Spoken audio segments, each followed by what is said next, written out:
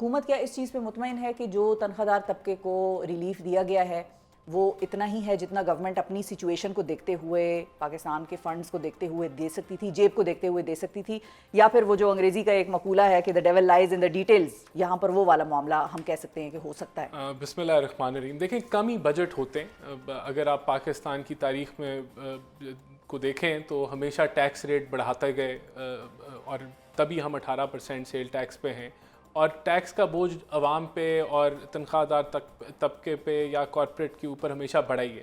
یہ ایک unique moment ہے کہ ہم نے اس دفعہ جو ریلیف ہے وہ دیا ہے ٹیکسیشن کے اوپر، اور جو سیلری کلاس کے اوپر ایک بوجھ ہم نے ڈالا پچھلی دفعہ، اس کے اندر ہم کمی لے کے آئے. تو بالکل دیکھیں میں سمجھتا ہوں کہ یہ ایک خوشائن انڈیکیشن ہے کہ سیلری کلاس کو ہم نے کور کیا، ان کو ریلیف دیا. پھر ہم نے کارپوریٹ کو بھی جو ہے اس میں بھی ان کی ٹیکسیشن میں بھی ریلیف دیا.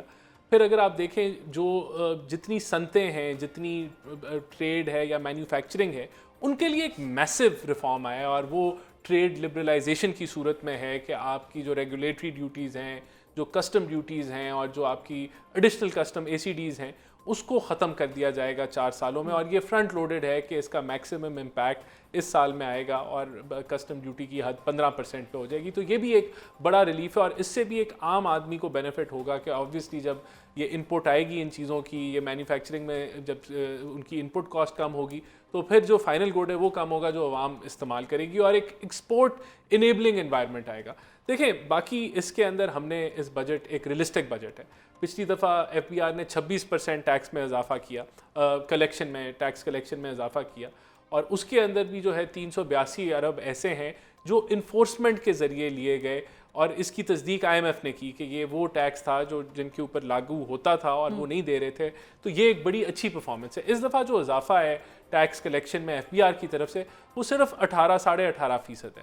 تو بڑا ریلسٹک ہے. اور ہم نے دیکھیں جہاں تک بات آتی ہے کہ اپنے جتنی چادر دیکھ کے پیر پھیلائیں، تو ہم نے وہاں ان چیزوں کو بھی کنٹرول کیا کہ جو فسکل ڈیفیسٹ ہے وہ ہم نے ٹارگٹ رکھا ہے 3.9%. اب یہ یاد رہے کہ یہ پہلے 8% پہ بھی رہا ہے، تو اس کو تقریباً آدھے پہ لانا. اس کا مطلب ہے کہ آپ اپنے اخراجات جو ہے وہ اپنی جو ریونیو ہے اس کے مطابق کریں. اب جو پرائمری سرپلس ہے اس کا ٹارگٹ ہم نے 2.4% رکھا ہے. تو میں سمجھتا ہوں کہ نئے ٹیکسز نہیں لگائے گئے. اگر لگائے گئے ہوتے تو یہ 18% کا ریونیو کا ٹارگٹ نہ بڑھتا، یہ زیادہ بڑھتا.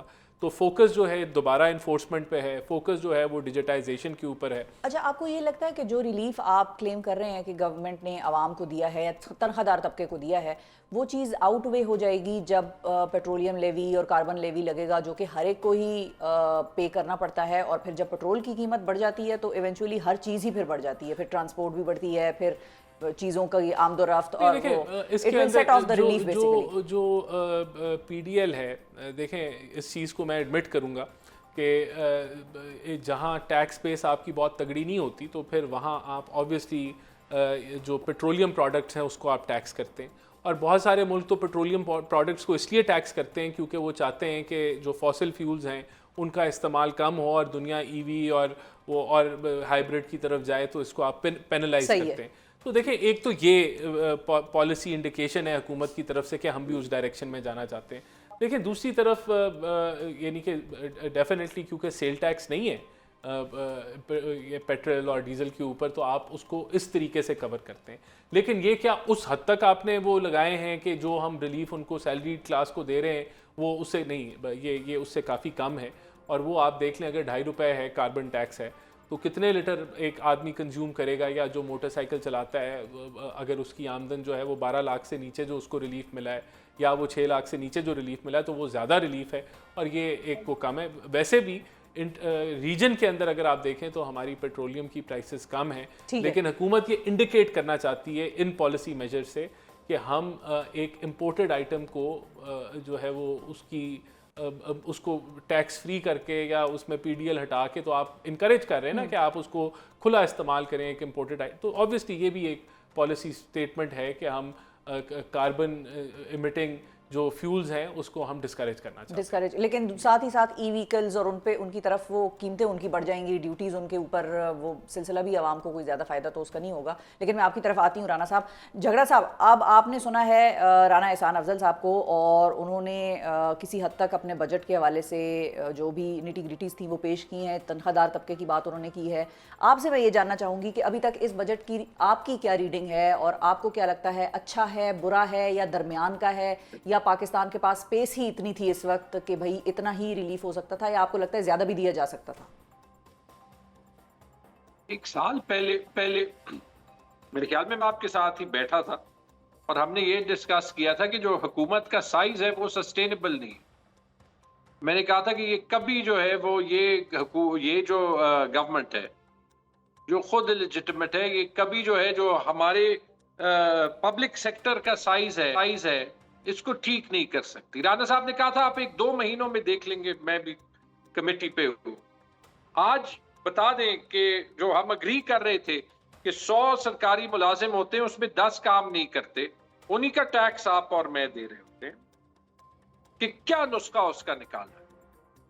کہ میں نے تو کوئی ایک خالی پوسٹیں انہوں نے ختم کی ہیں، لیکن یہ جو اتنے سارے ڈپارٹمنٹس ہوتے ہیں جہاں پہ lift operator, door opener, door closer, chair pusher, پتنی کیا کیا، چائے ڈالنے والا، ٹھیک ہے، secretary, joint secretary, additional secretary, special secretary, junior secretary, budget officer, section officer, پتنی کیا کیا جو ہے وہ ہوتا ہے، کہ کیا اس کا حل نکالا. تیمور صاحب، ویسے وزیر خزانہ صاحب نے آج یہ اعلان کیا ہے کہ ہم 10 سے زائد وزارتیں ختم کرنے جا رہے ہیں، کیونکہ میرا اگلا سوال بھی رانا صاحب سے یہی ہونا تھا، لیکن کیونکہ یہ تو انہوں نے لاسٹ ایئر بھی کیا تھا. اچھا، اور اس سے لاسٹ ایئر بھی کیا تھا نا. ٹھیک ہے، اچھا اسی طرح 2 سال پہلے SIFC بنا، ہم انویسٹمنٹ لائیں گے. میں کل کی رپورٹ دیکھ رہا تھا جو انہوں نے اکنامک سروے نکالا. انویسٹمنٹ پچھلے سال SIFC کے 2 سال ہونے کے بعد $1.8 ارب سے $1.6 ارب پہ کم ہوئی ہے. پاکستان میں پاورٹی کی انڈیکس جو ہے وہ ورلڈ بینک کے مطابق ابھی 45% لوگ پاورٹی لائن کے نیچے ہیں. تو یہ جو 1-2 ہزار روپے تنخواہ دار طبقے کی تنخواہ میں جو ہے وہ کام کیے، یہ نہیں پتا اس سے کیا فرق پڑے گا. لیکن مجھے جو کنسرن ہے وہ یہ ہے کہ کوئی مجھے ڈائریکشن نہیں نظر آ رہے. نمبرز تو آپ اینڈ آف دی ایئر، جیسے ابھی آپ نے جو ہے وہ لارج سکیل مینوفیکچرنگ جو ہے وہ نہیں بڑھ رہی، لیکن اکانومی 2.5% پہ بڑھ گئی. بجلی کی جو ایکچوئل یوزیج ہے وہ 3.6% کم ہوئی ہے، لیکن یہ کہہ رہے اکانومی بڑھ گئی ہے. بڑے کراپس جو ہیں وہ 13% ان کی پیداوار کم ہوئی ہے، لیکن ایگریکلچر سیکٹر بڑھ گیا، کیونکہ جو ہے وہ لائف سٹاک کہتے ہیں کہ بڑھ گیا، یہاں پہ میجرمنٹ نہیں ہوتی. تو چلیں نمبرز تو یہ اگلے سال بھی بنا دیں گے نا. لیکن ایسے کرتے ہیں شفا، آپ میں اور رانا صاحب جاتے ہیں کہیں کسی بھی مارکیٹ میں، آپ چنیے، اور لوگوں سے یہ پوچھتے ہیں کہ یہ بجٹ ان کے لیے کیا کر رہا ہے، یا کوئی ڈائریکشن دکھا رہا ہے. کسی بھی طبقے سے، مڈل کلاس سے جائیں، جو ریڑھی والے ہیں اس سے پوچھتے ہیں، جو ویل ٹو ڈو لوگ ہیں ان سے پوچھتے ہیں. ایک ساتھ جاتے ہیں، آپ ہی پوچھا کریں، ہم بیٹھ جائیں دیکھ لیں گے کہ لوگ کیا کہتے ہیں.